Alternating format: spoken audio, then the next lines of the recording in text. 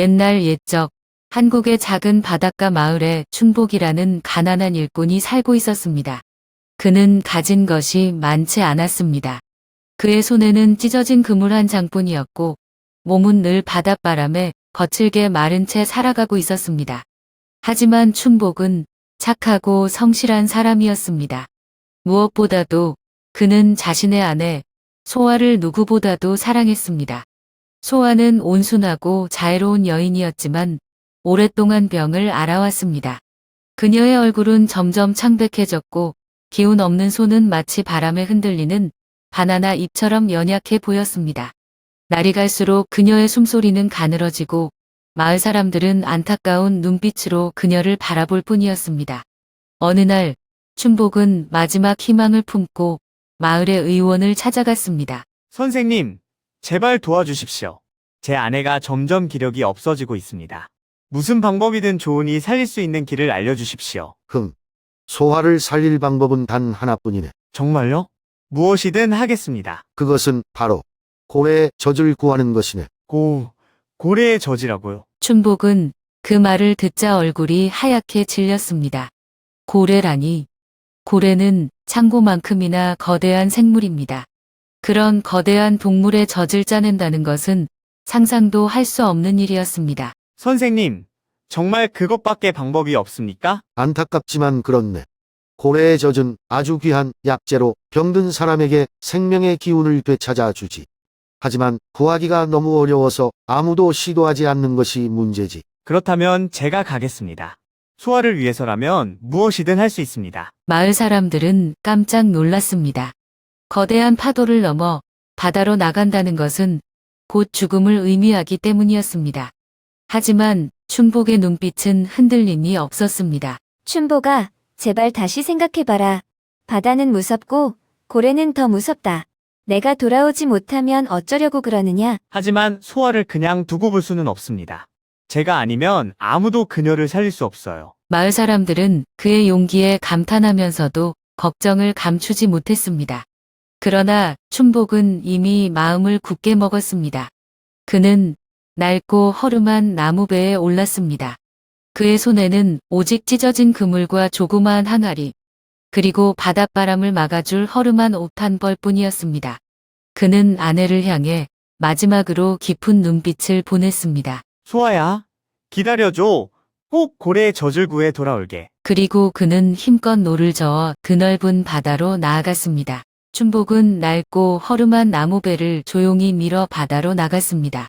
두 손에는 거친 밧줄과 찢어진 그물이 쥐어져 있었고 배 안에는 겨우 몇 개의 주먹밥과 허름한 옷 한 벌이 놓여 있었습니다. 그는 깊이 한숨을 쉬었습니다. 소아를 위해서라면 어떤 위험도 감수할 수 있어. 그렇게 노를 저으며 춘복은 점점 더 깊은 바다로 나아갔습니다. 처음에는 바다가 잔잔했고 파도는 그의 배를 부드럽게 감싸 안는 듯 했습니다. 하지만 해가 서서히 지기 시작하자 바다는 점점 성난 짐승처럼 변해갔습니다. 바람이 거세지고 하늘에는 먹구름이 가득 찼습니다. 이상하군. 바람이 점점 세지는 것 같은데. 그의 말이 끝나기가 무섭게 번개가 하늘을 갈랐습니다. 엄청난 천둥 소리가 바다를 뒤흔들었고 거대한 파도가 일어나 춘복의 작은 배를 집어삼키려 했습니다. 와, 이렇게 갑자기 폭풍이 몰아치다니. 바람은 미친 듯이 휘몰아쳤고 거센 파도가 춘복의 배를 거칠게 내던졌습니다. 마치 작은 조개 껍데기를 장난삼아 가지고 노는 듯한 모습이었습니다. 제발 멈춰줘. 나는 오직 아내를 살리고 싶을 뿐이야. 하지만 바다는 그의 간절한 외침에도 아랑곳하지 않았습니다. 거센 파도는 배를 뒤흔들었고 갑자기 한 줄기 강한 물살이 덮쳐왔습니다. 춘복의 몸은 배에서 떨어져 나가고 말았습니다. 차가운 바닷물이 그의 몸을 감싸 안았고 그는 필사적으로 허우적거리며 배로 돌아가려 했습니다. 하지만 거센 파도에 휩쓸린 그의 몸은 점점 더 깊은 바다로 떠내려갔습니다. 숨이 점점 막혀왔고 의식이 희미해져 갔습니다. 안 돼. 이렇게 끝낼 수 없어. 소아야. 그리고 결국 그의 의식은 완전히 끊어지고 말았습니다. 춘복은 간신히 모래사장 위로 몸을 끌어올렸다. 그의 옷은 바닷물에 흠뻑 젖어 무거워졌고 몸은 녹초가 되어 있었다. 숨을 돌릴 틈도 없이 어디선가 가느다란 발소리가 들려왔다. 그가 고개를 들자 주변에 여러 명의 여인들이 모여 있었다. 그들은 모두 화려한 비단 옷을 입고 있었고 머리카락은 길고 찰랑거리며 햇빛에 반짝였다. 마치 하늘에서 내려온 선녀들처럼 신비로운 분위기를 풍겼다. 그러나 그들의 눈빛은 경계심으로 가득 차 있었다. 그 중에서 가장 우아하고 당당한 기품을 지닌 여인이 앞으로 나섰다.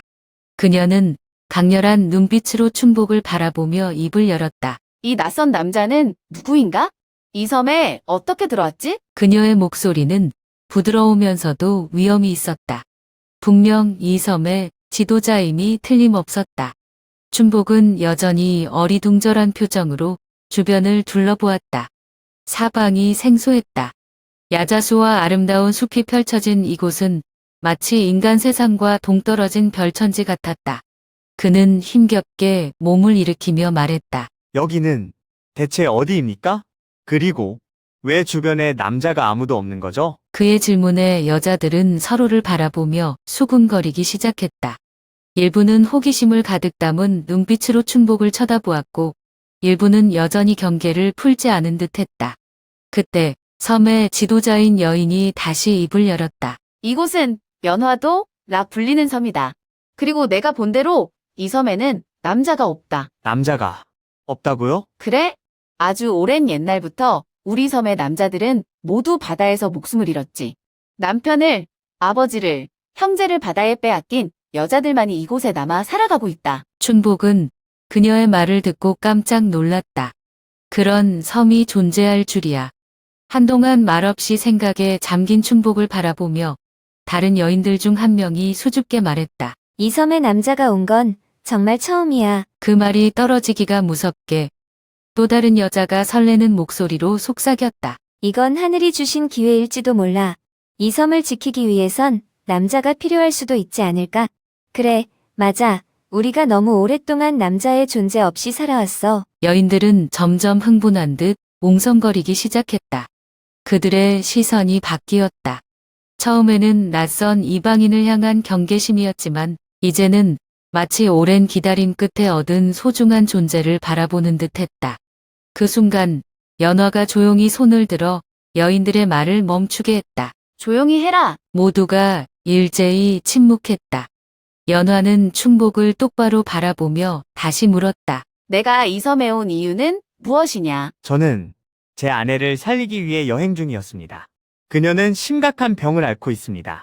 유일한 치료법은 고래의 젖을 구하는 것이라고 했습니다. 저는 그걸 찾기 위해 바다로 나섰지만 폭풍을 만나 표류하게 되었습니다. 춘복의 이야기를 들은 여인들의 표정이 묘하게 변했다. 어떤 이는 감동한 듯 했고 어떤 이는 아쉬운 듯 한숨을 쉬었다. 그 중에서도 연화의 눈빛이 깊어졌다. 그렇다면 내 마음은 이미 바깥 세상에 있는 것이겠군. 그녀는 조용히 중얼거리더니 다시 여인들을 둘러보았다. 이 남자를 어떻게 할지 우리가 신중히 결정해야겠다. 그녀의 말에 여인들은 다시 웅성거리기 시작했다. 춘복은 더욱 불안해졌다. 이들은 자신을 어떻게 하려는 것일까?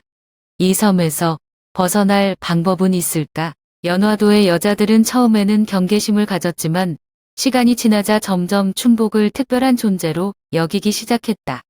이 섬에서 남자를 본 것이 처음이므로 그들의 관심은 자연스럽게 춘복에게 쏠렸다.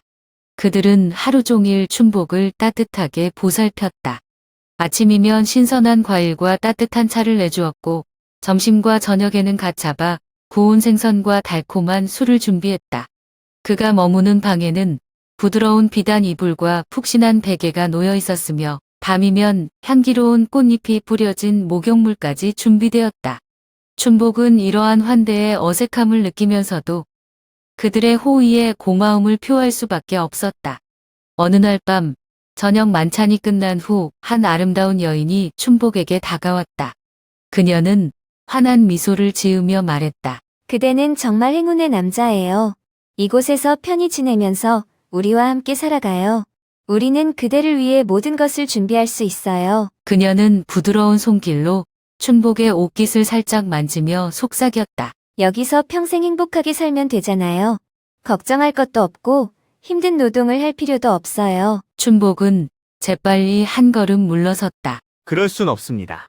저는 반드시 돌아가야 합니다. 그 순간 강렬한 눈빛을 가진 연화가 천천히 춘복에게 다가왔다.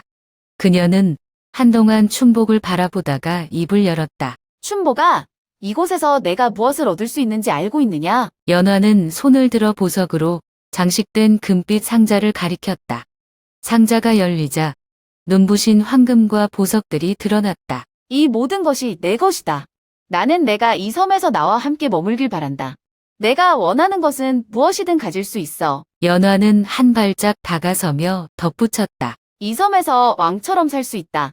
더 이상 가난하게 살지 않아도 돼. 춘복은 굳게 고개를 저었다. 안 됩니다. 제 아내가 기다리고 있습니다. 하지만 그녀는 아픈 몸이잖아. 그 여인은 곧 죽게 될지도 몰라. 내가 이곳에서 새 삶을 찾는 것이 더 나은 선택이 아닐까? 춘복은 단호하게 외쳤다. 아닙니다. 제 아내는 아직 살아 있습니다. 그녀를 두고 떠날 수 없습니다. 어리석구나. 여기서 평생 행복하게 살 기회를 버리다니. 연화는 아쉬운 듯 한숨을 내쉬었다. 그러나 춘복의 눈빛에서 흔들림은 없었다.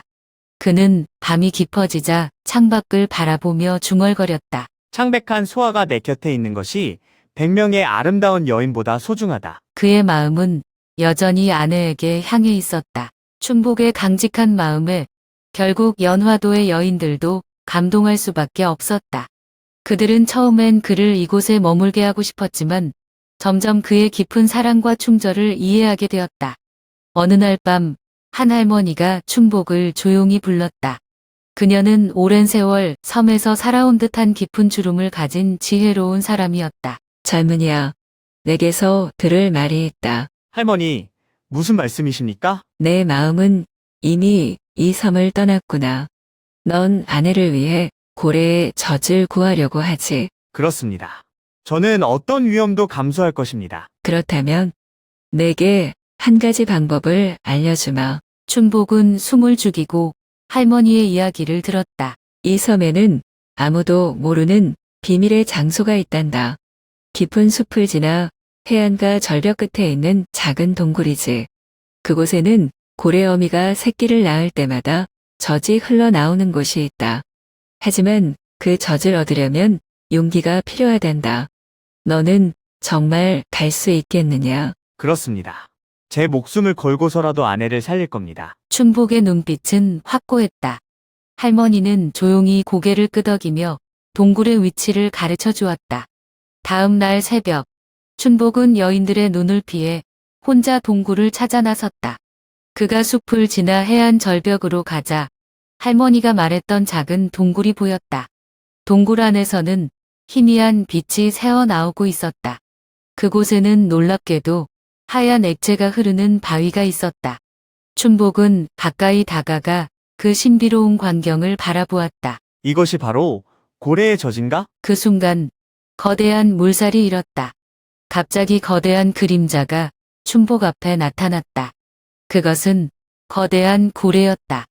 그 고래는 마치 춘복을 시험하듯 깊은 눈빛으로 그를 바라보았다. 내가 내 젖을 왜 가져가려 하느냐? 그 목소리는 들리지 않았지만 고래의 커다란 눈동자는 분명 그렇게 묻고 있었다.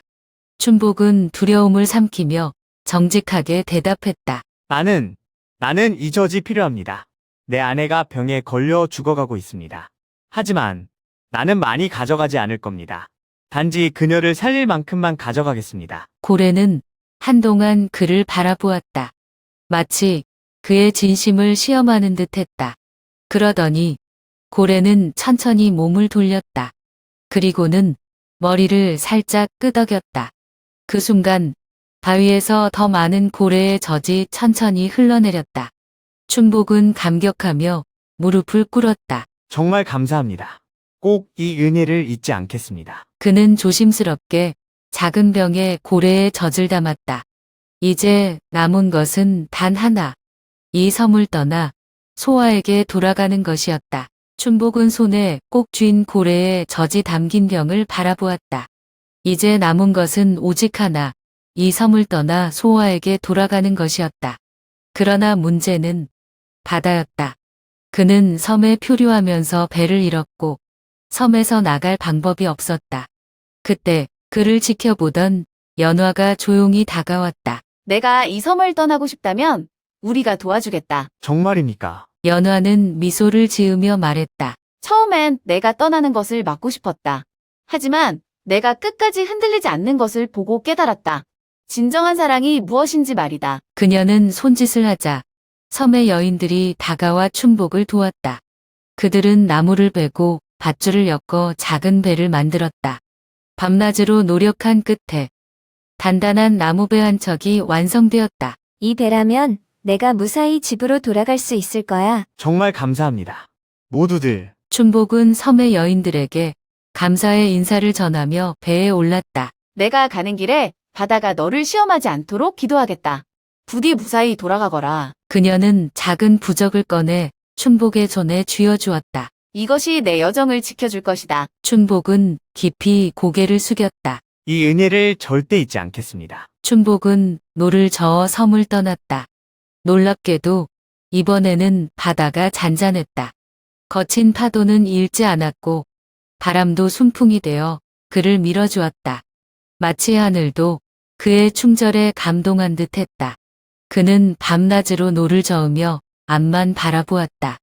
마침내 저 멀리 익숙한 해안선이 보였다. 소아해, 나 돌아왔다. 춘복이 마을에 도착하자 마을 사람들은 깜짝 놀랐다. 그는 모두가 죽은 줄로만 알았던 사람이었다. 춘복이 돌아왔다. 정말 살아 있었어. 그러나 춘복은 한시라도 지체할 수 없었다. 그는 곧장 집으로 달려갔다. 방 안에는 소아가 창백한 얼굴로 누워 있었다.